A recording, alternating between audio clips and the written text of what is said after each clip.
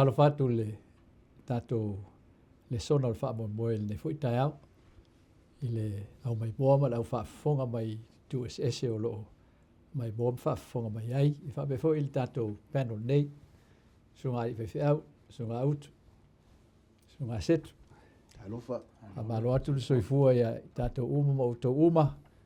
Ia ma tato wala au nei fui tai au i wha tasi mai langa pa ia ma le so. Au tato wha so, tato Lesona wha so solo. Mato talo tamal nei foi tai au mato tu inatu i lawo fiol nei foi Lesona le ile tuolo o mato su e fa solo e au e to e fo mai ate mato le avano mato to tilo ai amatanga o me uma fa vai e lo mato fa tu langa e atu le ngata anga o me uma lava ma mato wole to e ngang pa ia pu leo mato loto fetalai o e mato fa tanga lawo fionga e tu le atu ne ia o lai mato uma no swafa Yesu. Amen. Au tatou taunu mai le vaenga le tolu o le fasolonga o le vavainga ia Aperamo. Ia o le tale Aperamo o le toesoonga mainga lea e le atua o lana whea ngai nga osi ma le ai ngata ngata talu mai le amatanga. Le lau tatou tilo ne iai wai o le ua mawai le lolo pe o le lolo o le afoi o le vaenga tele na o le tamirusanga le na amata mai ei mea le fofuanga wai o le talaanga leo Aperamo le se tala foi le tuto tasi le se tala motu ese o le soonga mainga o le ngaluenga le atua mai lamtanga le fofuanga so me umala ie a fo e tutupu le soifuanga o Aperamo o me fo na tutupu mai lava le amatanga i le soifuanga o Atam so o le sila le tua i Aperamo ai le valawina Aperamo na to le lata te lo i la fo i le Folafolaga le tu so le la tatu o mai le tatu Lesona braso le fa upo le Folafolaga so Folafolaga la ia le e tatu te fielo tatu te le fen tatu lo Folafolaga ia pe fa tatu te le lo la matanga le la fa ftai le to mai le nga o le tu ia Lesona le mo tatu tilo ia ina ia tatu matan tatu ma so le Folafolaga la le tatu tal no i te lo ana o le te tal tonu mai le fionga le tu ele ese mai le Folafolaga lena mai le kene se tolu sulima o le Folafolaga o le Folafolaga o le faultanga e faavai luga o le fanau o le fafine so le fanau o le fine le faasamo le fanau o le fine faapetania o le seed of the woman so atonu e mafai faasamoa atili i se faaupouga faapea o le suli o le fafine po le atali o le fafine pe fa pe kauke fa patino ina fa upunga o le atali o le fafine so e wal mena le mo me ta tole onga le e fa nau mai le fafine le mesia o le fa o tanga ala Yesu Kristo so le lau tatu loe e tutu sala le Folafolaga le tatu ta noi nei ma le Folafolaga la ena ave ya atam eva so o le manatu la le ai na nau tele ngata leo Aperamo na te fie lole ele ungol Folafolaga nei ali pas la somnat ia o te lole va inga tele na wa Folafolaga wa pe a fo mai tatu matua tauloto fa me o to ina lava Aperamo telon tausanga wa fa manu foi io va Aperamo i me o mano winga awa le tau te amata nta pelo so malo le wo so i tol nta pelo so mal fa le lo ye mal so tau loto awa le lo to tala no mai sa valinga le amata tu lo so mal lo mal fa tau noina awa lo so matasi wo fa no mal tama mal tu le tam fa ya saraima Aperamo fa tau no la wala fa taimi mal la wa awal pe ta ye le fa mo noina wa me tu o ko ki nga sa ane te lo fa punga i le tulanga le tam fai o Aperamo sa rai e fa tau i la wala fa taimi ma la wala va awala pale sile o ngata wali pasa le e mai le tu i tala ana mai la vala mtanga o mo ta wol taimi taimi le tatal no ai le taimi oi taimi le tu ia se fez inga tal puli pasa ile tulanga na fa tawa ngal taimi mal meane o Folafolaga La se va inga o iai I Folafolaga le amatanga o nai me ia whaatau ngai Folafolaga lea. Ta ua ia le pea whaita tau te maitauina o le taimi le tua e se ama le taimi tangata a. Pea whaita tau te fwoi le itite I tua I nisi o le sona ua mawai. Ina ua whanau le ia kaino. Pea whaita maitauina whai mai ia whamatalanga eva. O le tama lea na. O le tama mai le tua. O maua mai le tua. Luna winga o la fo manatu eva ia. O le tama lea I lana taimi ia. Ai le o le taimi na le tua. O mai foi I le taimi lea Abraham ma Sarah manatu foi. O le a whai la ua le taimi le whanau mai sa mai. Lia e tuai foi. Ai utei lo vai ngā taimi uma ia e wha solo mai whengang tuai. O le tau ma whai le tua e wha ata I tangata o whengang tuai. O lau Folafolaga le whātut kene se tolu whai pasuma 5. E se me whaasino ai. A le wha ata mai atu tau a pila le ata o le whanau mo tamo isa akoa. Le sona le vaso nei. Na ave ai le na whaimele tua. Tofu le tua pra mo whai mai. E osi le taulanga le tamo isa akoa. O la whai tau whai le tua e wha ata ia Abrahamo. O le tama le na Folafola mai kene se tolu suma 5. O lona ata, o le wha o le tanga, o ia o le taulanga. Ua na o se ata le tau, le wha ata tu e tau tau. Ai le I o le taimi le tua, se I o ai taimi Yesu Keriso. A lona winga o le taimi le tua e perfect, Tātou tau whai le tātou taimi. Ai ese ale awala le tua a. Lona winga o le whengang tua I ato a, o lai wha ata mai le tua lan Folafolaga. Sa whai kene se tolu suma 5 pena ta ula matanga. Ia ua na o se ata le wha ata tu mai le whengang tuai. Ai ala taimi le avatu ai. Ia le whaatau wina o le nā Folafolaga. Ai e ele ulo tatonunga o le Folafolaga le tal no le so no le vaso nei. E mo e ele na winga whale nganga e whaasino ia Yesu Keriso. Ai atatou wawai lo na winga whale tino. O lea ua o le Folafolaga le na whai le atua ia Abrahamo. O te avatu ia te oe le atali. E tupunga mai te oe nu e tele a. Le u whaatau wina I ale me ta ua ia te au. Le ngata na tofu ele tua Abrahamo e tuulo na tua nai. Le na tātou wai na alu ese mai I kalteia. A le fau tofu ele tua le ua avantu ia le atali. O le luma nai na le ua tau tu ele tua. O le la amata tu le tamalea ia nu e tele. Ai tofa mai le tua. O si lo le taulanga le tamalea. Lona winga le fau tau whai le tua. E ave ese lea. Lona luma nai, lona wha moe ngā atua. Lona winga e whapena le ua unanga tangata I le tua le tau whai au mai a Folafola le tua se mea. E le ngata au mai le tua e tau nua. Ai le vana e ele tofutofonga le tua pe mo ile.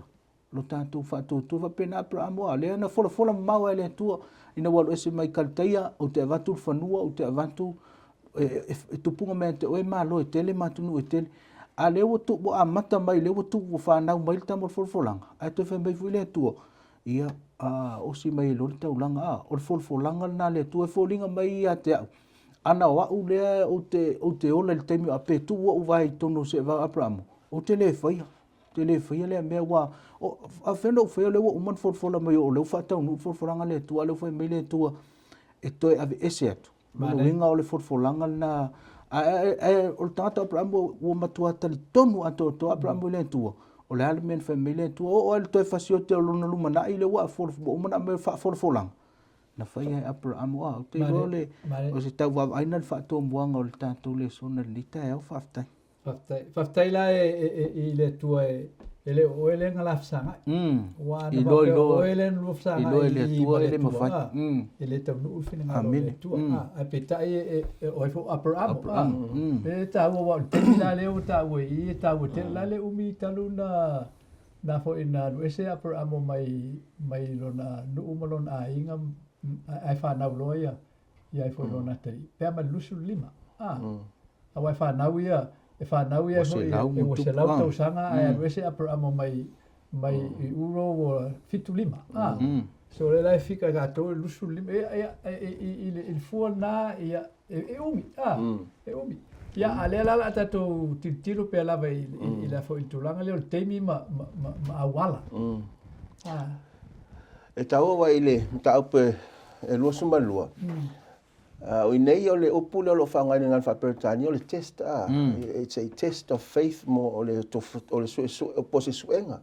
Mana tua whai awhari suenga. E sue po le ali mea na teu whatu le tamaititi mai le tausanga ato na sue le.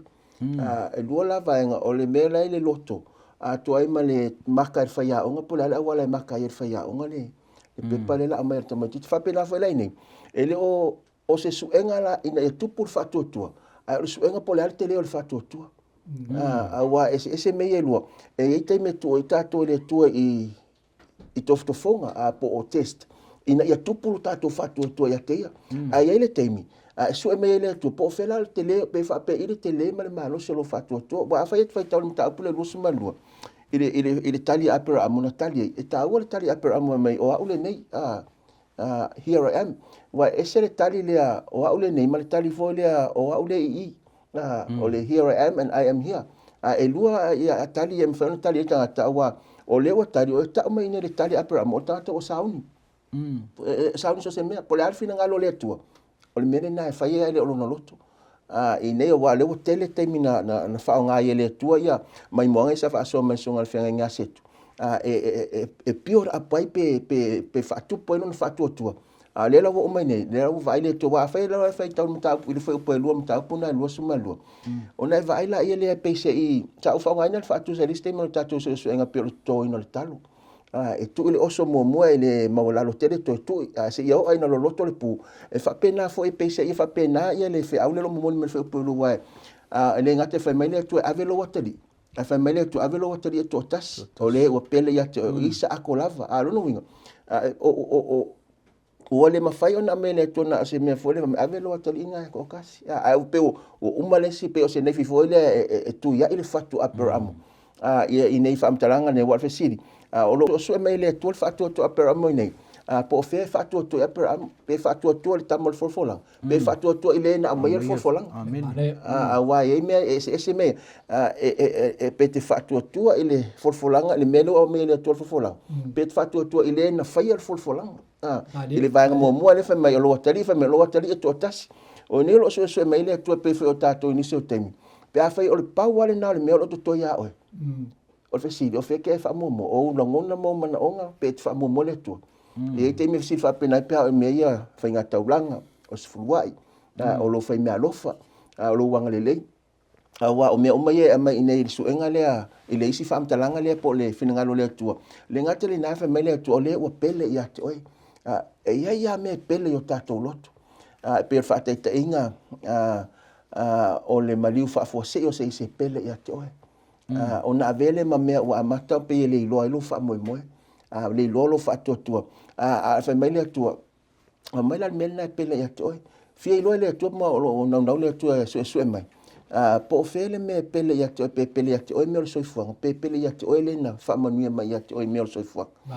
Malvaenga lo no no tau sa o lingo isa ako. Vai mai o isa ako lava lo no winga le wa mai sa o ale fa mana ongo le tua. Wa to o lua tari o apera ama fa mai le tua mai isa ako. Ne te wa e suia mai me mai. Ai le o tangata lo tole no tu isa ako. So e ta wala ia mai moanga ia wa o ia inga yo le suenga le lo fa ia mo apera. So o ila le o tatu tu fatsi ai vai ngai lu o tatu Lesona o le o le ben o le maunga. Ia male saunia ele tua o le afo o le mangana. Awa o mena lu le i tatu vai ngai lu. So vai ngai ta ua ia mo tatu ata tilo ile.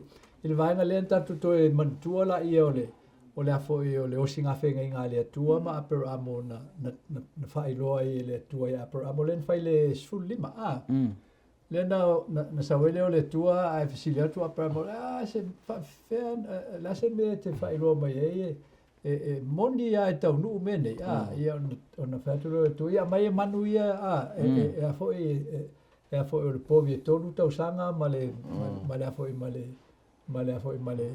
oti male mamoe poa ia man le fo ia lua ia taisi la ia ai savali ele tu tonu ia ai fa tu le tu ia per amo e afo e fai ama lo fa na u no nei ai e lo foi e fa se lauta usanga e no fo polonga ai lo fa na u ile no ole a no foi ia ona whaafta atu e fo i maile ia waile ato tole ang sala i fo i amoni sa amoni so o me ia le ia e fo i tatu te loa maile fionga le tua na i le mafo fau apramo o alo apramo le monga ia to o mai lola ia il temi lea ele i o il temi to titia faile le taulanga faile fatunga faile taulanga isa ako ai fo i ai tuli loe e fo i e apramo ia akawa malona tali ai mantua la ele itulia o sarwa le na fata ia apramo se tuli le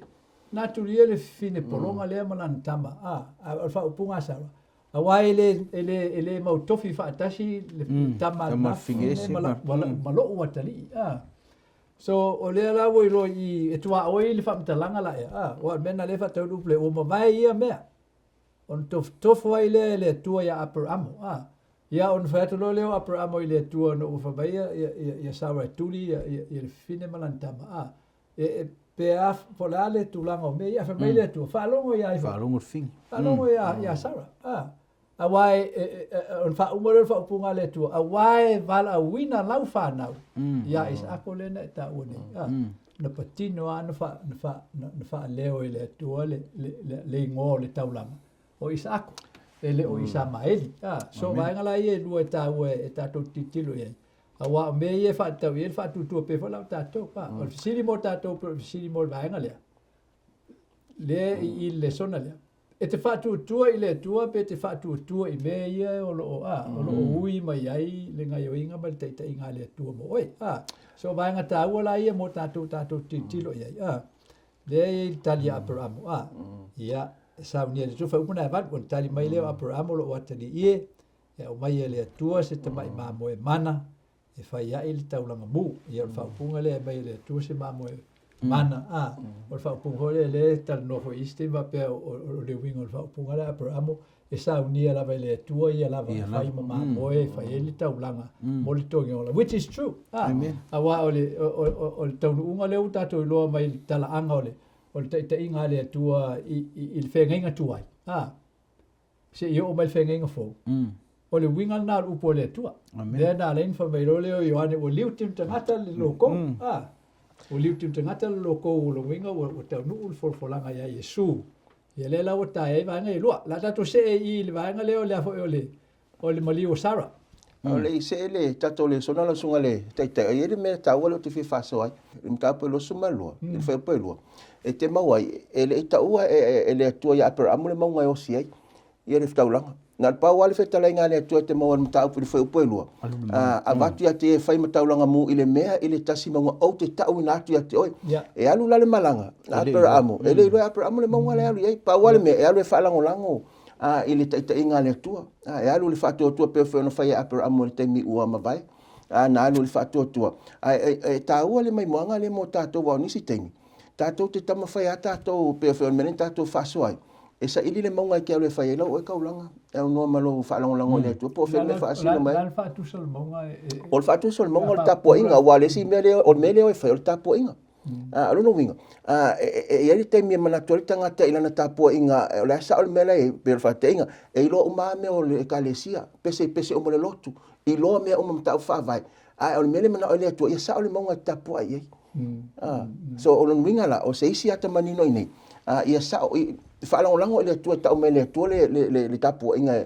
te fai ona talia mali tapo inga le fai ona talia e mana ia bangala e mana o tato le sono masalo o inale sa o lu folen fai su le finire vai ele o lo sa i le tua ia ie tapo ai le tua le nganga mal fa mauni ai le o le monga le te fai mai na da foi na tapo ai o tua ia po Jerusalem foi ia le o mo mai il fa popole ale ai foi so tato ola ele mali o Sara o le mali o Sara lu vanga na ia o vanga mo bona ta mai le fe bulu futor a mi le i ta bulu futor mo ta usanga o Sara se lau ma le lu fulu ma ta usanga e fitu o ta usanga ia o le ola o Sara no ti le o Sara i Kiriata a Rapa o he porona le nu o kanana na watu ia e foi Abraham tang tu so me mo i o oti ia Sara i kanana. Lona lua o le vaenga lea i tatou vaenga lea o le oti o Sara o le whiutana inga Abrahamo ma le whanau a Saheti. Ma lau Saheti. Ina ia iu na fo na tanu waila ia o Sara i fefo i kanana. Ia o ani vaenga tau o le maliuna o Sara whaitata noi pasta. Dai o te loe e tele vaenga tau ma foi ona umai fasi foi upule e tau mai ai le maliu o Sara i tono o le tala nei tono tuspai. E lo tatonunga mai tau mai o le maliu o Sara. Na tanu tono o kanana. Mai tau mai o i le mele i le au saeti le na tanu e lo na winga o lo whanua o kanana. E lo tatonunga o inaia le i ele wha amauai. Le anga mantua Folafolaga le atua alu te avatu te oile nu. O le nu le tau mai o sa kanana i ei atoa ma saeti o le tanu ila o sala i o le ufa pine e Abrahamo. Lona tatonunga i le promise por Folafolaga le atua ia te ia mantua foi e tanu lo tatu tangata lau ele o ele o tatu. Lona winga le o tatonunga ato ele i whapea Abrahamo. La atu ave lo to lua tanu i o mena mantua mai. Ai le la asu ese whanua le la atu i lenga o ina whaasino me le tua le o tatonunga ato o toman mamautu o ina a mai le tua mo ia malan whanau. Tanu wailun to lua Lenga tai le ia pea to e vai seisi tu o le tala lea le tauina mai o le maliu o le tinale nei o Sara. E le o mauti no le leipo le hale taimi po le hale taimi tonu na maliu ai Sala. Ile va ma le mele na tupu ia isa ako Mana tua e le o taua mai pe fato ai loa Sala ina wa umar fia masina pe fia tausanga. A ilo tatonunga le foi au mai e whapenale la ngono tangata le ntusia le son. E ele a fianga o le tina ile mele na tupu le ilana tama lona winga o la ngona pi o la ngona whapenale tau whai au mai e whaasino mai e tātou. Le tā ua a whai mantua Folafolaga le na Abrahamo. A fia e foi masala lona winga la o le winga o la whamatalanga le tai aole nei. O i tei me le tua Folafolaga. Ai ei foi ona fianga i tātou pe au tātou a le whautauta mo tātou le mangafngafa le. E te tau no tātou i loa Folafolaga le tua e iai mal sacrifice au mai ai. O lona winga mana o mia le tātou tu inatu. Lona winga e ilo tantu na a fia foi le tinal nei usala. I le mena tupu i lana tama. I le Folafolaga le tua lona winga e iai ia o na a fianga. Ai o le mea mautinoa. Ia na taita ia le tua ia le ainga le nei. Lea na whaatau nuu le Folafolaga. Ia le whaautu le sona vanso atone le Folafolaga na whai a Abrahamo. Na whai a fwintina ia sala lona winga o le tāua na pio na tāua la matanga. O le ainga a whamanuia le tua e le whamanuia na o tama. Whamanuia le ainga a toa. Whapenan me le tupu ia sala. Te iloa i ei fo i le vaenga sala. I to tonu o le Folafolaga le na whai na au mai e le tua. Ia o se ai pupuna i le whaatomuanga o le aso le whaftai. O le whauparus furu nai le fo e le luful tolu nai whamai. O whaato lava e le whanaunga heti, le whanua ma le ana. O iaia Abrahamo e whai matunga mau. So inana e whaapine mau mai e le fionga le tua o le vaenga tā ua le o le whiutuna inga Abrahamo o le whaatuatua o Abrahamo i le Folafolaga e whai mo ia le nu. Ian wan whaasino ai le nu na tau nu lo Abrahamo i fefo i kanana. Ia, whai atu lo leo le tua i Abrahamo. O te fo ina te oele nei lava nu.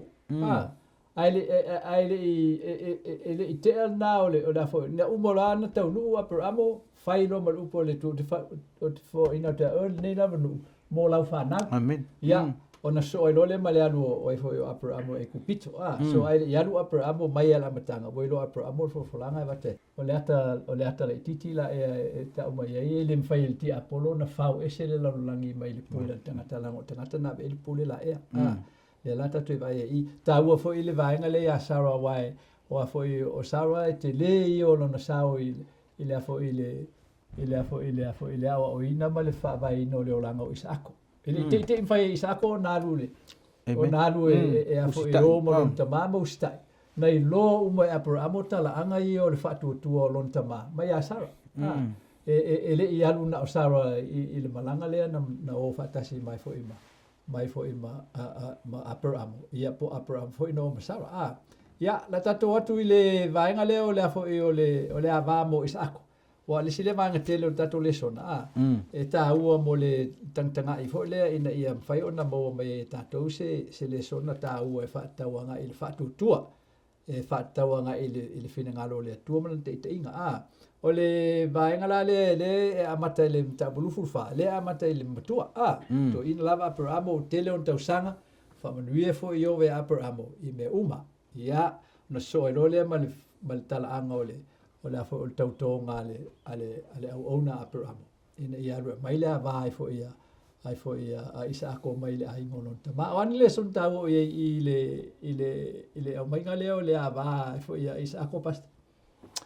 Whaftai o wai, i le whai opa se fulu sfuma le whae te mawaina o tau nuu ia le au auna lea o lo iai le mautinoanga ma le tauto nunga le au auna lava le te o tasi le na whetala iai ia le na whai mai apera amo e le sunga suli ngā le au auna lea o lo o whai nei ma taitai o au auna uma o lo na ingoa e li sara lo no winga e lo ta ua mai le ingoa a lea lo o ama i nei o le meta ua mo le Lesona lo mai nei whai pa se fulu ma le anga suma le whae te mawai o lo whai te talo ali tangata le nei ili atua i le awala ma le me mawhai ona iei lo ai o le to'olua lea ua filfilia le atua mo isa ako. O le mea taua mo au ele uma le te talo le tangata le ae tali mai le atua i le whai pasufuma le lima pe a whai sili whai pasufuma le whai mai whaauta fo ele uma atu na upu po se isi whaamtalanga ele uma atu le te talo ele a mene le te talo ae ua tali mai le atua le te talo le tangata e whaatua tua so o le no winga la se isi whaamtalanga ele ngata na whamaoni ia le tangata le nei la whengainga na whaia ma apera am. A lea fo e ua le ngata bua usita ilon matai. A ua fiso o tai le atua ono matai. Te talo iei. Whaasino mai. O lea le umar te talo. A tali mai ia. Ia le atua e alala le au na mai o Rebecca nena sau le afino petueli. O le afino petueli tamatane lea. Ia o le ngawhale na apera am o la leo iei sfamtalang. O nei tātou te ilo ai. A whaia le te talo le whaatua tua. Tali mai le atua ai le o le umalo talo. Pe a whai i le whaatua tua e whamaon. E pe ona whai le tangata le ne. O le ngata e usi tae ilo na matai. A e siri fo ilo na whaalangolango ma whaatua tua ona. E mafua mai mea ia ona o mea lo moni mau wari tangata e sere nei i winga ma mi o lo whaatino e lo na matai tonu la inga. So e tā ua la i nei. E pe fo i o le ate ni mta upule futua mai atu. Ina ua ai o i atu ia apera amo se me tanu ai Sara. Ia Sara. Ai family no o le matai matou te vai mawalunga ia i sfa mtalanga fa ngofi o no winga e o fa atasi ale ngana male amio apera ma foi o fa ngofi e fa pena foi la ingi na lo na fa tu tu tangata nei ona o le vai ia so o ma futa ma apera i le fa tu apera ma so ta no matai le foi la o ia fa tai nei ai o tali le tu ele ele umorta tato lo i le mainga o le avai fo ia isa ako le fo i le tu mau o le fo i o le fa mau ni o le tu i lona nu filfilia wa to ya lua per amo mai o i le ainga lona ma tu la ainga tama per amo o le ngafa o semu e le un tangata i le fa tu ma le tonu i le tu so la to ia le tu punga mai ia ia fo ia upper amo tu punga mai malana fana ia le fo la to mai le va fo ia is ako so tele le sona ta wona i tonu le fo ole tala anga le ia ona fai ula ia ole vaenga le i to fa manat mai fo i ta wo sara il fa upuna ono fitu ta ia tu le is ako ia te ia o Rebecca le ele fale ia o lontina o Sara o ave ia o Rebecca o fai foi o ia manava o fia foi o ia te ia ona fa to afa ma fa nei nai leo Isaac talu o noti o lontina o linga mai o lem e mantua e apura amole le mausali o ngai foi ia Sara ia te ia e fa tau ia te ia awa o ia o tamo Folafolaga amen so le lawa o tilo nga iluma ia foi Isaac no mai la nava ona mautinole e foi Isaac o e la fa tanu ia te ia le Folafolaga le tua wa e foi mana lu Folafolaga le tu o le nu ia ma fa manuanga le Amen. ko ia amo le la tau ave iso il fa inga la le tato Lesona le ta o male avai fo ia upper amo no to fai ainga upper amo ile fe upuna ile ta upuna ile fu lima malon fai unga la se ta o le vainga na mo tato mani Lesona e pasta ile fo ile to fai o le ava upper amo mal fai unga lon soifu aftai e tau fiso ta il vaenga lea na e fa so mun mule ya le ile aso le fa to uma ile vaenga lea ina ua au mai ia saure peka fa ma fan ya isa aku langona ma fan ai fa to ala ngona vo ma fan sto ina pramo ina ua wantu le fine le mun muli to fa ma fan lo no winga e ta ua le per e ta ua fu ai ta ua ai nga e mana o mia le tanga te fa ma fan ia il tangata au lisi wa ngata o te fia o mai ile tala le ia ile isi to olu Abraham ia wa perfecta to te mita wina o le auto le son anto o vaso nei o Folafolaga na toi failis to olu Abraham toi mau isi an fa na wa ai ile fainga Abraham o fa na u mun muli ia mai sama eli e tutusa le nga ese alo na fainga o tambo o tambo isa ako ono o laielon tantonunga o le tamale o Folafolaga lewa o lona winga na man malama Abraham ile Folafolaga wa ona seisi tangata lona winga te iwa o to fese ta ile fainga o Folafolaga isana awal ia wa pe o tama muli pe o pe tato vai so fonga nei o fa na muli mai o tangata na pele tama ai Abraham motino le Abraham o isa ako alea o isa ako tama Folafolaga fai mai le fa mtalanga nei le kinese lo sumre fa fai mai o ia ave uma me ia isa ako ai ave me alofa ia i fa na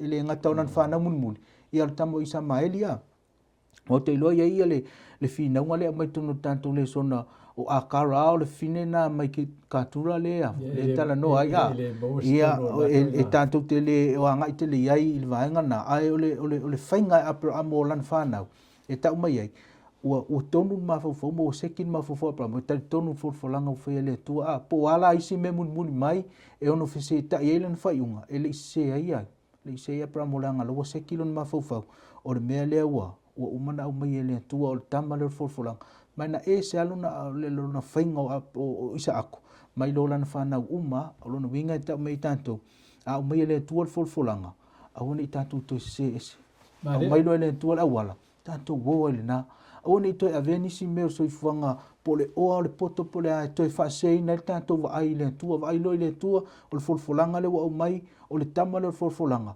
ave uma lo yelo na malosi na ele fa pentu la fa ia Abraham ba mo ia le fa mai ona ave ona fatlo Abraham lan fa na we oifia o ia tunu sa ia no fo ia ai ele tu o na lofa ai le temetas ele ave se lo na mafo me sa ta ona fai o le meu fa sino me le tu o le Folafolaga na afti mo la no o le fai un nata to Lesona tato ai tu il fatu tu Abraham le o fatino il fatu tu Abraham le ngata i le Folafolaga le tua o le teimi le tua amen ia ma wala le tua e fatau nu ai ana Folafolaga e te talo foi ine ia fa peona o ine tato ni e tato i loa ia il fatau nu ngol Folafolaga le tasi o tato lava o langa mo to soifua a wa o fai pe lava le tua le lante ite inga e fatau il Folafolaga le tasi mo tato uma se yo o ele aso e faali mai lo nalo i lo no malu